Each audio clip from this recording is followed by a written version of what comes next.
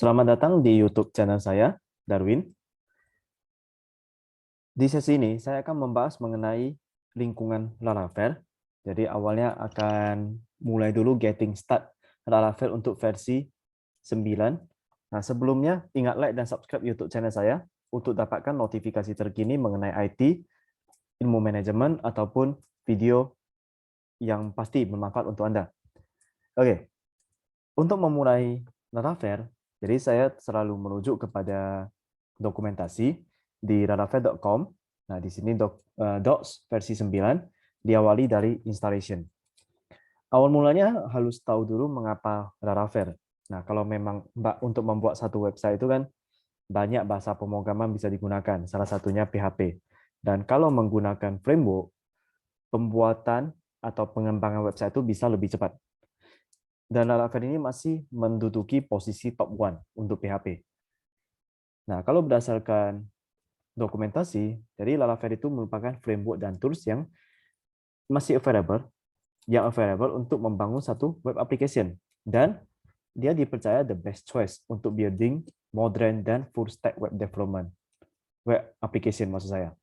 Jadi framework-nya itu progresif, dengan artian dia terus berkembang, atau istilah lainnya adalah mainstream, kemudian dia framework yang scalable, dan tentunya adalah ada community-nya. Nah, sehingga kalau dengan adanya komunitas, pada saat terjadi error atau ada masalah, kita bisa cari solusinya di komunitas tersebut. Your first Laravel project, di sini bisa kita menggunakan Docker. Nah, karena OS saya itu adalah Windows, saya langsung aja getting start on Windows. Ini kalau pakai Docker ya, tapi kali ini saya nggak pakai Docker. Dan untuk instalasinya biasanya saya menggunakan Composer. Oke, installation via Composer. Di sini saya masuk ya. Nggak usah dihafal, tinggal diikuti aja komennya. Oke, jadi saya masuk dulu di sini. Karena saya menggunakan SMPP, berarti project itu harus saya taruh di htdocs. Saya buka dulu command prompt. Jadi masuk dulu ke dalam htdocs, jadi SMPP di start dulu, dijalankan. Habis itu masuk ke htdocs, klik kanan, masuk ke command prompt. Nah, ini. Ya. Nah, tinggal saya jalan copy paste saja. Composer create project Laravel. Ini nama projectnya itu, ini example app.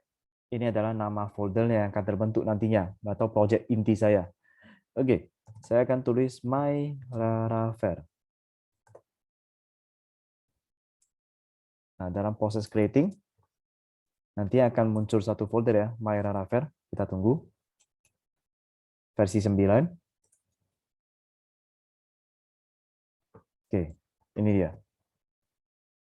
Nah, sembari menunggu, kita balik lagi ke dokumentasi ya.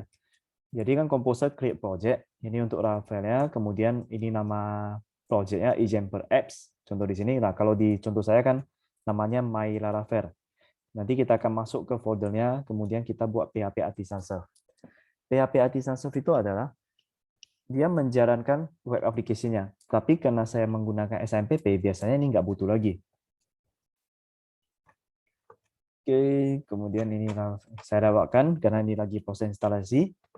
Dan nantinya untuk initial configuration, ada file yang namanya config. Jadi semua hal yang berbau configuration itu di file config. Sembari jalan, coba kita lihat ya bersama. Nah, ini folder config. Inilah yang semua berbau configuration. Kita ngaturnya di sini.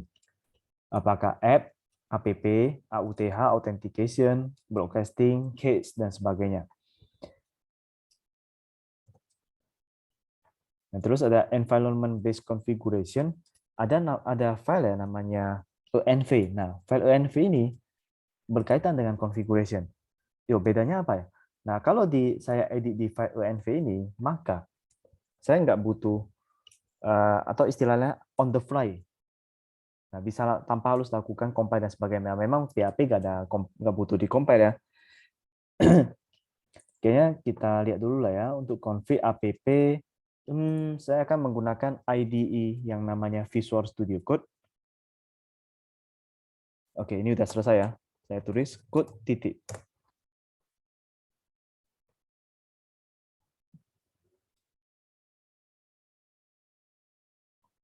Oke, saya tutup dulu. Dan targetnya itu harus masuk ke project My Laravel. Jadi cd My Laravel. Oke, baru kita code titik. Artinya isi file yang ada di dalam project My Laravel ini, app, bootstrap, dan seterusnya, nah dia langsung terbuka di Visual Studio Code. Kenapa harus pakai IDE? Karena nanti kita codingnya itu lebih mudah. Tapi nggak harus Visual Studio Code, bisa pakai IDE yang lain, NetBeans, Eclipse, ataupun yang familiar dengan Anda. Kita lihat di file config. Nah, file config ini kan app. App ini name, kita bisa tulis name. Kalau saya nggak mau pakai environment, bisa nggak? Ya bisa aja. Di sini nanti saya tinggal komen, tulis aja nama environment-nya. Misalnya My Laravel. Seperti itu. Ini bisa, boleh. Tetapi tidak disarankan, karena kan justru udah tersedia file environment. Nah, file environment ada app name. Maksudnya adalah, kalau secara default dia nggak terisi, dia akan ambil nama Laravel. Jadi kalau saya mau rename gimana? Disarankan nggak jangan langsung di file config ini, tetapi di file env. Kita lihat, nah ini app name Laravel. Kalau saya mau ganti my Laravel, otomatis yang dibaca adalah ininya dulu. Terus kalau misalnya saya buang bisa nggak? Bisa. Ya, kalau dibuang maka defaultnya dia akan baca Laravel. Ini untuk file config-nya. Oke, setelah di install ya, kita cek dulu udah jalan atau belum. Ini kan localhost, nama foldernya tadi adalah my Laravel. Oke, ini udah terlihat ya. Nah, tapi kalau namanya buat website kan nggak mungkin ya kita tampilkan nama folder kita, isi filenya. Jadi file utamanya itu ada di dalam folder public. Oke, ini masih kosong. Kenapa? Kita lihat, berarti di file dalam file public ini yang dibaca defaultnya adalah file index. Tapi ini nanti akan kita bahas lebih lanjut. Ini masih bahas kepada sekitar getting start. Environment based configuration ya di file env tadi. Jadi bisa diedit sesuai kebutuhan file env. Ini adalah app. Kalau misalnya nanti udah connect ke database, maka kita bisa tinggal edit ini aja. MySQL-nya, kalau mau ganti IP ya ganti IP, port, dan sebagainya. Directory configuration, oke ini next step. Nah, jadi Laravel itu bisa full stack framework, artinya dengan full stack berarti kita bisa langsung going to use Laravel ini. Jadi tinggal pakai, tinggal fokusnya adalah hanya kepada routing, dan tentunya kalau di Laravel ini kan konsepnya adalah MVC, Model View Controller. Artinya apa? Model itu yang berinteraksi dengan database. View, MVC, view itu adalah tampilan. Nah, kalau di Laravel, tampilan dihandle oleh namanya file break. Ada break template. Kita buka dulu sebentar. Nah, jadi ini file break inilah yang nanti akan fokus untuk mengatur tampilan. Di bagian public resources, view. Nah, disinilah nanti kita akan fokus kepada tampilannya. Nah, view ini nanti ekstensinya adalah .break.php. Mungkin bila kita coba ya, di file public index.php, kita lihat. Oh, ini masih kosong. Nanti baru kita telusuri kenapa. Oke, jadi kalau mau lihat sebenarnya index.php itu di mana, nah ada satu file namanya root web, dia slash, artinya apa? Kalau saya tulis localhost Laravel public seperti ini, dia baca di view welcome. Nah, view welcome dari mana? Berarti resources, view, nah welcome. Inilah yang harusnya ditampilkan. Seperti itu. Ya, hanya saja ini masih tampilan putih. Nanti baru kita telusuri kenapa. Balik lagi ke topik. Jadi kalau memang mau menggunakan Laravel, kita bisa lihat dokumentasi untuk routingnya gimana. Routing itu ya berarti file yang di sini. routes web.php. Kalau misalnya mau menggunakan API, ya berarti kita tulisnya di bagian sini. Kemudian untuk masalah view, view itu adalah di bagian resources view. Inilah yang fokus kepada tampilan. Oke, tadi MVC. C itu adalah controller. Controller berarti di mananya? Nah, controller itu yang menjadi media yang mengkomunikasikan antara si model dengan si view. Seperti itu. Controller adanya di bagian, oke kita lihat.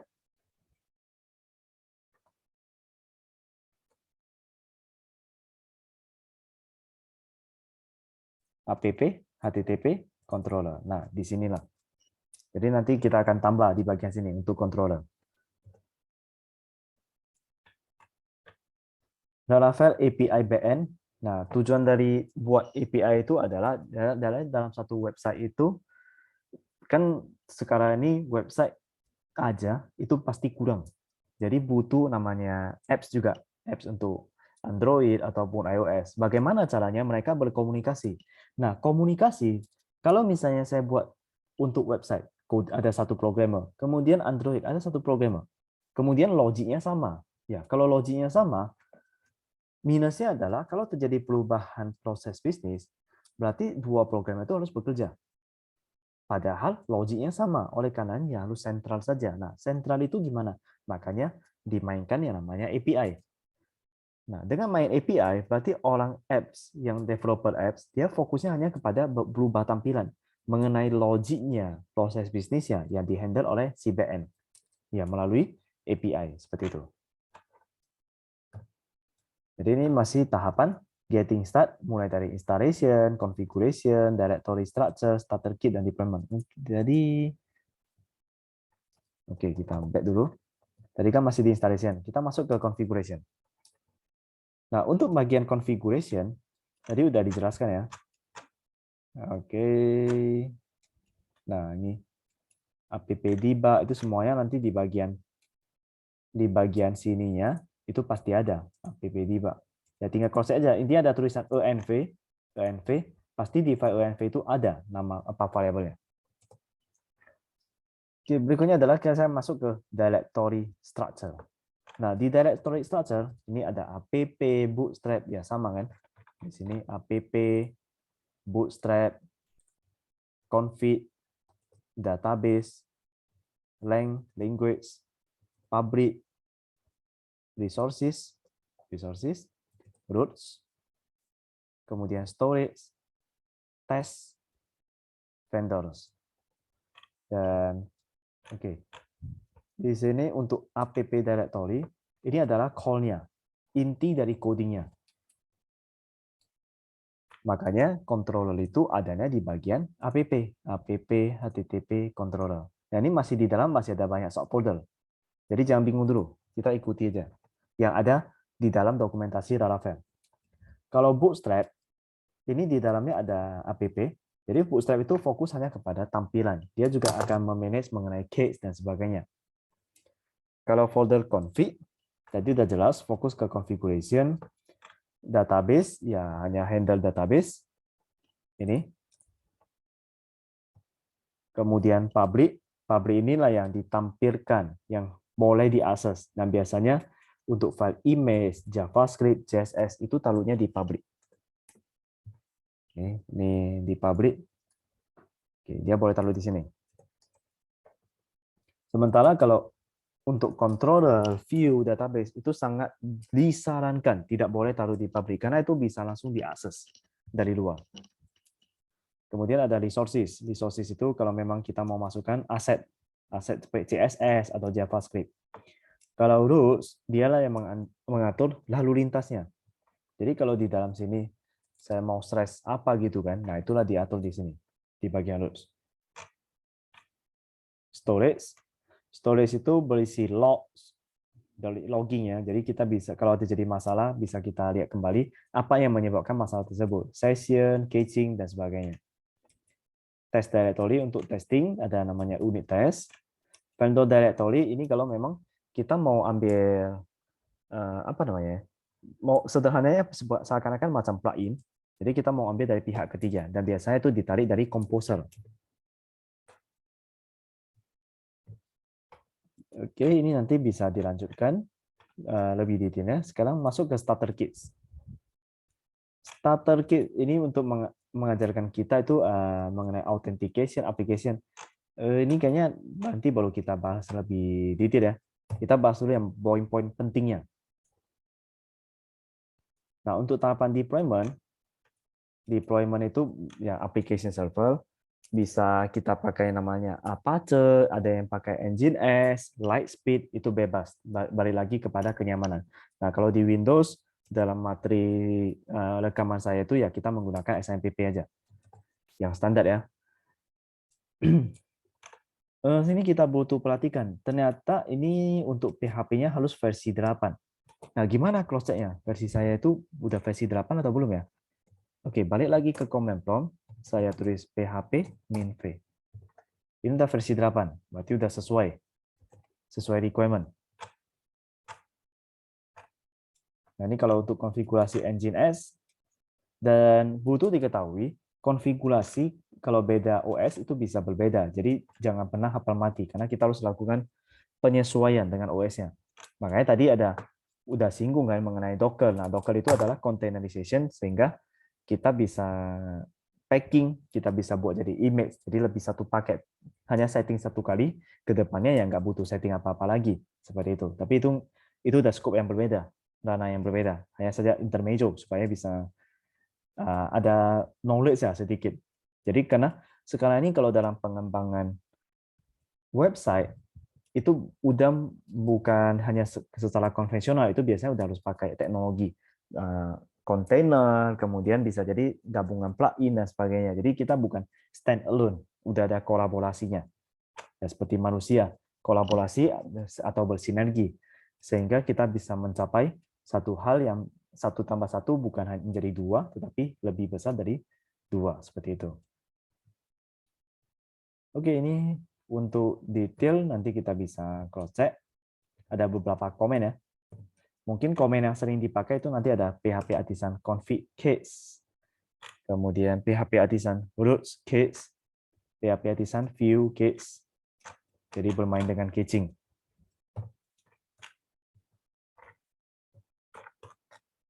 Oke, ini adalah getting started. Ya, selain dari ini harus dicoba-coba juga supaya lebih dapat ya. Kan sebenarnya apa sih yang berbeda dari Laravel ini? Kenapa dia powerful? Nah, kalau dari berdasarkan pengalaman, Laravel itu powerful karena dalam satu engine, dalam satu framework ini dia udah benar-benar huge. Dari sisi security, dari sisi vendornya, vendor artinya dari Composer saya mau tarik, jadi saya nggak usah coding start from scratch istilahnya. Artinya kalau saya butuh modul ini, saya butuh authentication. Nah, dia tuh seakan-akan udah ada magic-nya. Bukan berarti magic beneran ya, tapi udah powerful. Saya tinggal pakai aja dan di custom, diubah sedikit codingnya supaya sesuai dengan kebutuhan saya. Seperti itu. Jadi sekali lagi saya ulangi, di dalam Laravel, inilah foldernya mulai dari app sampai kepada vendor, dan ini adalah file environment. Tempat kita setting app name, app environment yang akan berhubungan dengan si folder config ini. Demikian rekaman mengenai getting start dengan Laravel. Semoga bermanfaat. Saya Darwin, terima kasih.